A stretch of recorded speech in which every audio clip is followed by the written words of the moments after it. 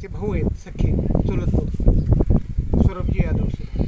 त्याप्रमाणे मी थोडक्यात आता अर्जुजी यादवांची माहिती आपल्याला देतो। अर्जुजी यादव हे स्वराज्यातमध्ये वास्तुविशारद होते, गडकोट किल्ले बांधणारे।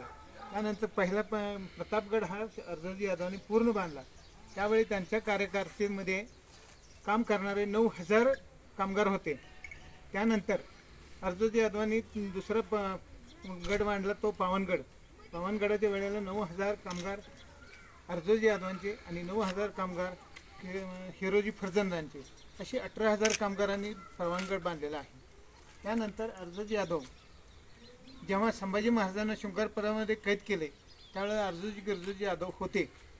त्यानंतर संभाजी महाराजांच्या हुकमानुसार आपले हे वीर ज्यांना जे कामगिरी सोपवली ते निघून गेले। गिरजोजी यादव कराडला गेले, अर्जुजी यादवांना सांगितलं, परंतु अर्जुजी यादवांनी ऐकलं नाही आणि संभाजी महाराजांच्या बरोबर शेवटपर्यंत राहिले। ज्यावेळी संभाजी महाराजांची तलवार खाली झाल्यानंतर जे कैद झाले सैनिक, त्या कैद सैनिकामध्ये अर्जुजी यादव हे एकटेच फक्त असे वीर होते की त्यातून बाहेर पडण्यास सक्षम झाले। हे एक ईश्वरीच कृपा होती।